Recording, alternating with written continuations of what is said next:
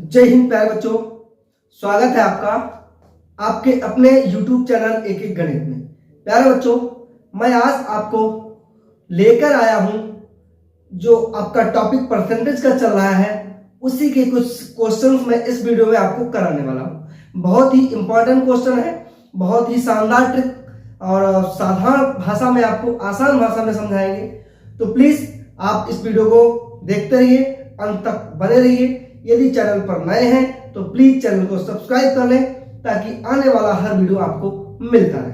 चलिए, तो आपका क्वेश्चन है बेटा, मैंने यहां पर क्वेश्चन आपका नोट कर दिया है। क्वेश्चन है आपका, यदि एक घड़ी 10% लाभ, घड़ी का लाभ कितना है 10%, यदि एक घड़ी 10% लाभ लेकर 440 रुपए में बेची जाती है, ठीक है, क्या है 440 रुपए में बेची जाती है, तो उसका क्रय मूल्य क्या है।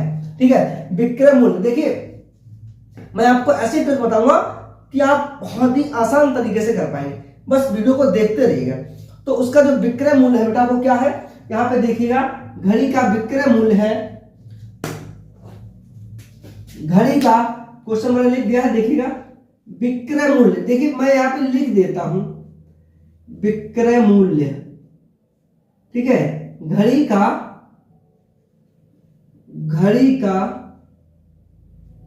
ठीक है विक्रय मूल्य कितना है 440 रुपए है। कितना है 440 रुपए, ठीक है, कितना है 440 रुपए है। ये चीज समझ लीजिएगा, आप इधर लिखा रहता है, ठीक है।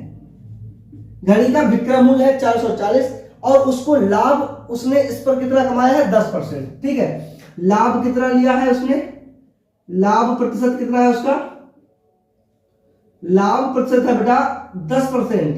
यानी कि एक व्यक्ति है जिसने घड़ी को 440 में बेच दिया है और जिस पर 10% उसे लाभ मिला है, ठीक है। तो क्रय मूल्य निकाला है आपको, क्या निकाला है क्रय मूल्य। तो क्रय मूल्य उसे आपको बताना है इसमें, ठीक है, क्या बताना है क्रय मूल्य, ठीक है। तो समझिए विक्रय मूल्य इक्वल्स टू एक फार्मूला होता है, क्या होता है विक्रय मूल्य बराबर, ठीक है, विक्रय मूल्य बराबर क्या होता है क्रय मूल्य प्लस लाभ, क्या होता है लाभ। अब जो विक्रय मूल्य है उसको निकालने क्या है क्रय मूल्य प्लस लाभ। देखो ये बेसिक मैं आपको समझा रहा हूं, लेकिन शानदार तरीके से आप कर पाएंगे, ठीक है। तो पूरा प्रोसेस समझ लो, ठीक है। आखिर में आपको एक ऐसी ट्रिक मिलेगी, आपको क्वेश्चन को जो है बहुत ही शानदार तरीके से कर देंगे, ठीक है। तो पूरी चीज तो बतानी पड़ेगी पहले। तो क्रय मूल्य कितना है इसका हमें नहीं पता है, तो क्या है हमें नहीं पता है, तो यहां पे हम लिख देते हैं x रुपए, ठीक है। x रुपए में उसने कोई चीज जो है खरीदी थी, नहीं पता है। तो लाभ कैसे निकालेंगे भाई, लाभ कैसे निकालेंगे, तो लाभ निकालने के लिए क्या है कितने प्रतिशत लाभ पे दी है 10% लाभ पे, ठीक है। 10% लाभ लिया उसने, फिर उसे बेच दी, तो 440 की बिकी उसकी। तो विक्रय मूल्य कितना है 440 रुपए आपके इसमें है, ठीक है। लाभ निकालने के लिए क्या करते हैं, इस x का 10%, x जिस वस्तु को उसने खरीदा उसी पे तो 10% लिया, तो मान लो मैंने x मान लिया उस वस्तु को, उसने उस पे 10% ले लिया बट्टे 100, ठीक है। परसेंटेज निकाले तो क्रय मूल्य इंटू 10 बटे 100, ठीक है। तो इस 0 से 0 कैंसिल हो जाएगा, ठीक है। तो ये 440 आपको समझ आ रहा होगा, x प्लस x बटे 10, ठीक है। इसको हम यहां पे हल कर देगा, 10 एकम 10 हो जाएगा, एक x, यानी कि हो जाएगा आपका 11x बटे 10, ठीक है। अब इसको इधर 10 को इधर भेज दो तो ये सीधा लिख देते हैं, तो 11x बराबर 440 बटे में 10 है, तो गुणा में हो जाएगा 10, ठीक है। समझ आ रही है। तो x बराबर 440 गुणा 10 बटे में 11, ठीक, 11 चौके 44, 11 से 44 4 बार में कट जाता है, यानी कि x की वैल्यू आपकी कितनी आ जाती है 4 इंटू 10 बराबर, ये 40 है भाई 40, ठीक है। ये जीरो भी यहाँ नीचे जीरो बचा हुआ है वो जीरो रहेगा, तो 40 और इंटू 10 यानी कि 4 रहेंगे 40, यानी कि 400 रुपए, यानी कि x बराबर 400 रुपए, यानी कि उसने उस वस्तु को कितने में खरीदा था 400 रुपए में खरीदा था। कितने में खरीदा था भाई 400 रुपए में, और बेचा कितने में था बेचा कितने में था उसने, 440 रुपए में। ठीक है, तो आपको क्या करना है, सिंपली जो भी आपको, देखो मैं आपको फिर से बता देता हूं।